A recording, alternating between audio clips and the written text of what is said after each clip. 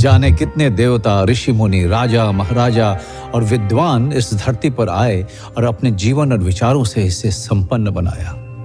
लेकिन इस धरती पर चली आ रही ज्ञान, विज्ञान, धर्म और संस्कृति की धारा को मोड़ देने वाले वे पहले युग पुरुष हुए। उन्होंने जन्म इंसानों का लिया था, पदवी उन्हें महात्मा की मिली और सम्मान और दर्जा उन्हें भगवान का मिला। जी हाँ, सही समझे आप, मैं महात्मा बुद्ध की बात कर रहा हूं।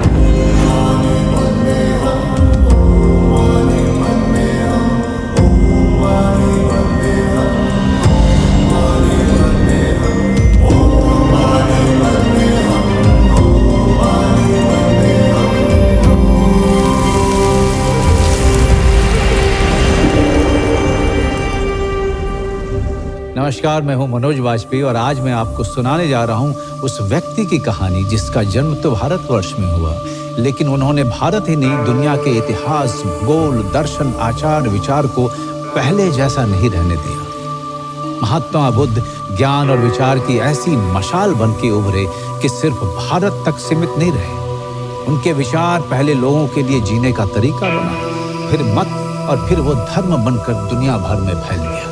Extraordinary circumstances which is challenging the society, there comes an extraordinary personality who gives a new direction to the society and history is created. Buddha came at a time when India was facing lot of challenges. मैत्री का concept है, जब बुद्धता का जो concept है, then mindfulness है, विपස්සना है, यानी ये पूरी दुनिया में इसीलिए ये इतना आगे बढ़ी क्योंकि they are so simple yet so logical yet so meaningful yet so effective. राजमहल की संपूर्ण सुख सुविधा के बीच जब जीवन का यह कष्टकर स्वरूप राजकुमार सिद्धार्थ के सामने नहीं आया था, तब भी उनमें एक तत्व सर्वाधिक था, जिज्ञासा का। जिज्ञासा सवाल में बदलती है, सवाल तर्क में परिणत होता है, तर्क अपनी कसौटी पर विश्वास को छानता है और उसमें अंधविश्वास को अलग कर देता है। ठीक यहीं पर बालक सिद्धार्थ के बुद्ध बनने का बीज पड़ चुका था। एक आगामी क्रांति की मौन शुरुआत हो चुकी थी। बुद्ध अपने समय के क्रांतिकारी थे और उनकी क्रांति इतनी बड़ी थी कि आज भी वो मनुष्यता को प्रभावित कर रहा है। बुद्धिस्ट फिलॉसफी इतनी लॉजिकल है और इतनी सटीक है, इतनी deep as well as intensive है, जो यूरोप की पोस्ट मॉडर्निज्म है, मॉडर्निज्म है, इनके साथ अगर कुछ मैं कंपेयर करूं तो मुझे नहीं लगता कि वो कहीं टिकती है। बुद्ध अपने घर से निकलने के बाद ज्ञान के लिए बहुत भटके, मगर उन्हें ज्ञान मिला भी तो कहाँ? न काशी में, न प्रयाग में, न राजधानी में, न जंगल में, उस गया में जो जिंदगी नहीं, मृत्यु के संस्कार पिंडदान के शहर के रूप में मशहूर था। तो इस गया में एक पीपल के पेड़ के नीचे बुद्ध निर्वाण या ज्ञान पाते हैं। इसी कारण वो स्थान बोध गया कहलाता है। वहां से वो काशी के पास सारनाथ पहुंचे और जहां उन्होंने अपनी पहली शिक्षा दी और धम्म की स्थापना करी। जीवन चला जाता है, उसके निशान शेष रह जाते हैं। बुद्ध के जाने के बाद जो व्यापक रिक्तता या खालीपन पैदा हुआ, उनके फॉलोअरों ने उसे उनके रेलिक्स यानी अवशेषों से भरा। जिन्होंने बुद्ध को रूबरू नहीं देखा था या जिन जगहों पर बुद्ध जा नहीं पाए थे, उन सब के लिए बुद्ध के अवशेष बुद्ध से कम नहीं थे। बुद्ध के 3 तरह के अवशेष मिलते हैं। पहला शारीरिक यानी बॉडीली रेलिक्स, इसमें बुद्ध के शरीर की राख या उनके बचे हुए अंग आते हैं। दूसरा पारिभौगिक यानी कॉन्टैक्ट रेलिक्स और तीसरा उद्देश्य या धम्म रेलिक्स। यहां प्रश्न यह भी उठता है कि जिस बुद्ध ने जीवन भर त्याग किया, राजपाट छोड़ा, परिवार छोड़ा, वे शिष्यों को अपने अवशेषों के संग्रह और उसके दर्शन के बंदोबस्त का निर्देश क्यों दे रहे हैं? असल में यही सवाल हमें भी इस कहानी तक लेके आई है। बात तब की है जब बुद्ध 80 साल के हो चुके थे। वे जीवन भर गतिमान रहे, जड़ नहीं रहे। ऐसे में यह कहां संभव था कि वो बैठे बिठाए महापरिनिर्वाण को प्राप्त होते हैं। दुनिया अभी इससे अनजान थी, पर उन्हें ये मालूम था कि ये उनके जीवन की आखिरी यात्रा है। आनंद का रोल बुद्ध के जीवन में, उनके जीवन के आखिरी क्षणों में बहुत महत्वपूर्ण हो जाता है, क्योंकि लास्ट जर्नी में उनका मेंशन आता है बहुत प्रोमिनेंटली। और वो इस कॉन्टेक्स्ट में भी आता है कि वो सबसे आखिरी उनके बुद्ध के शिष्य थे जिन्होंने अरहतशिप, जिनको एनलाइटनमेंट प्राप्त हुआ था। आनंद और भगवान का संबंध कैसा है? उपस्था यानी पर्सनल अटेंडेंट। तो एक दिन भगवान ने कहा कि अब मेरी आयु हो गई है, मैं 60 वर्ष का हो रहा हूँ, अब मुझे कोई उपस्थाक दिया जाना चाहिए जो निरंतर मेरे साथ रहे। एक एक कर सभी भिक्षु खड़े होते हैं और कहते, भगवान मैं आपका उपस्थाक बनूंगा। सिर्फ एक व्यक्ति खड़ा नहीं होता है जिसका नाम है आनंद। आनंद बैठे हुए हैं, भगवान के चचेरे भाई बैठे हुए हैं, वो खड़े नहीं होते। तो सबने आनंद की ओर देखा तो आनंद खड़े हुए कि मैं भगवान का उपस्थाक बन सकता हूँ, लेकिन मेरी कुछ शर्तें हैं। एक शर्त कि भगवान कोई यदि आमंत्रण मेरे पास आए और मैं उस आमंत्रण को स्वीकार करूं तो उस आमंत्रण को आप स्वीकार करेंगे, वरना मेरी कौन सुनेगा।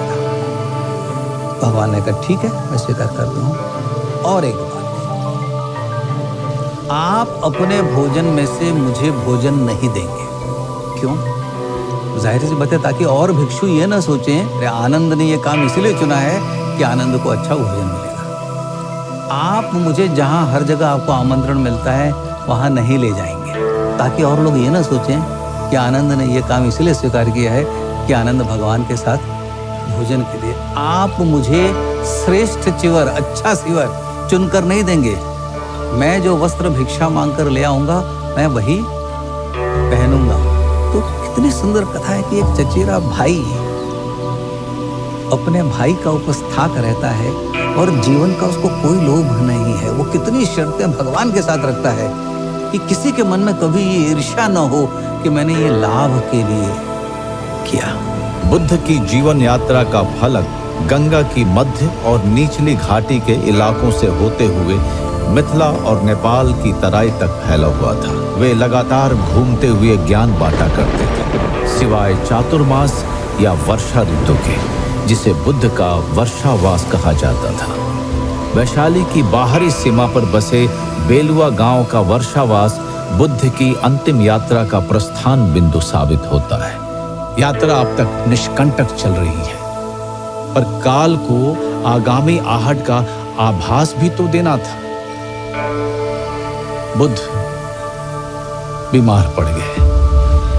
उनके शिष्यों ने काल की इस कुंडी की ध्वनि नहीं सुनी। बुद्ध मुस्कुराए, अपनी संकल्प शक्ति से अपने को स्वस्थ किया और अगले पड़ाव चपाल चैत्य पहुंच गए। बुद्ध जानते थे उनका जाना इस दुनिया और विशेषकर उनके शिष्यों के लिए एक सदमा होगा, पर यदि आगत की पूर्व सूचना दे दी जाए तो वे बचे हुए समय में अपने को इसके लिए मानसिक रूप से तैयार कर पाएंगे।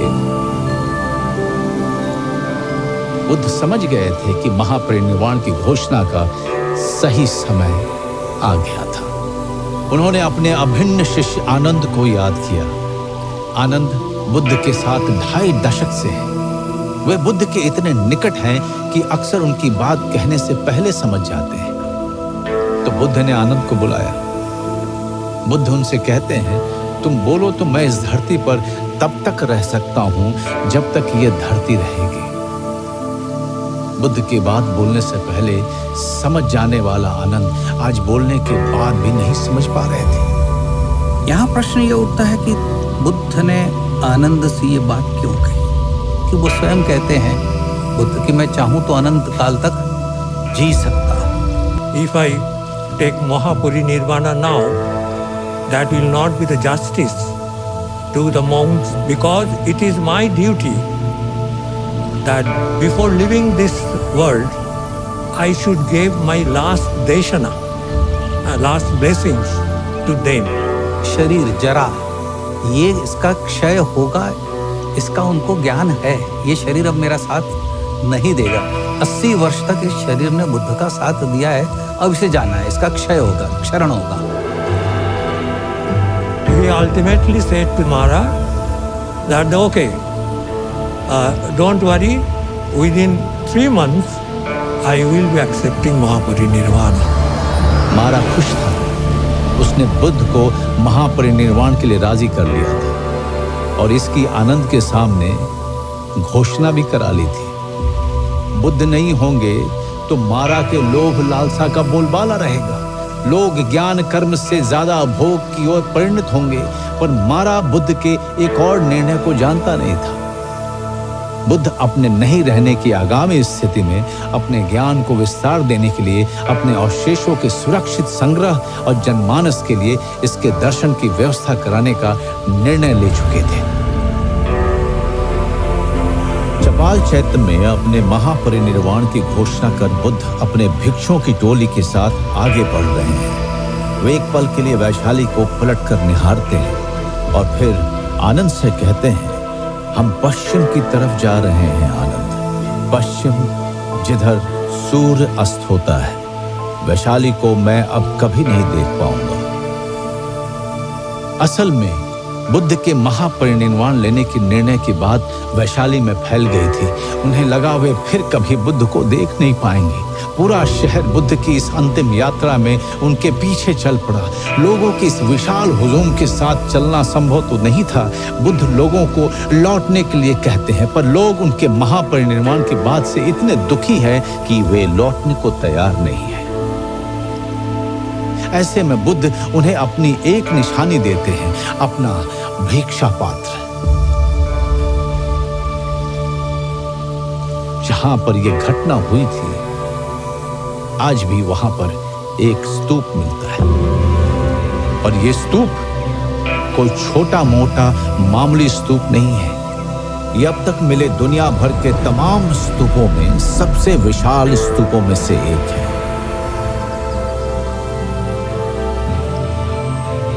ऐसा कहा जाता है बुद्ध का वो भिक्षा पात्र उस स्तूप के अंदर अब भी सुरक्षित है। मिट्टी का जो पात्र भिक्षा पात्र है वह 45 वर्ष तक उनके पास रहा। ये कल्पना करना कि एक ही पात्र, उसी पात्र में उन्होंने भिक्षा की। आज हम मिट्टी का एक पात्र हम अपने घरों में जो चाय का प्याला होता है उससे कुछ दिनों पे गिरा देते हैं या टूट जाता है। यानी जब वो भूमि पर भी रखते होंगे, धरा पर, जमीन पर भी रखते होंगे तो अवेयरनेस कितनी है। तो जो विपश्यना करते हैं कि एक सांस के साथ अवेयर होना, तो ऐसी तपस्या, ऐसा अवेयरनेस कि वो पात्र कभी उनके हाथ से गिरा नहीं। अब ये तो तय है कि बुद्ध का महापरिनिर्वाण होगा और इस 3 महीने में ही होगा, लेकिन उसका निमित्त कौन बनेगा? बुद्ध अपने शिष्यों के साथ वैशाली से विदा ले चुके हैं। कुछ हफ्ते में वे हंतगांव, हथीगाम, भोगनगर, भंगाम होते हुए पावा पहुंचते हैं और वहां एक आम के बगीचे में उनका डेरा डाला जाता है। पावा मल्ल राजाओं की दूसरी राजधानी थी। वहां चुंड नाम के उनके जाने माने भक्त का वास था। चुंड धातु के व्यापारी थे।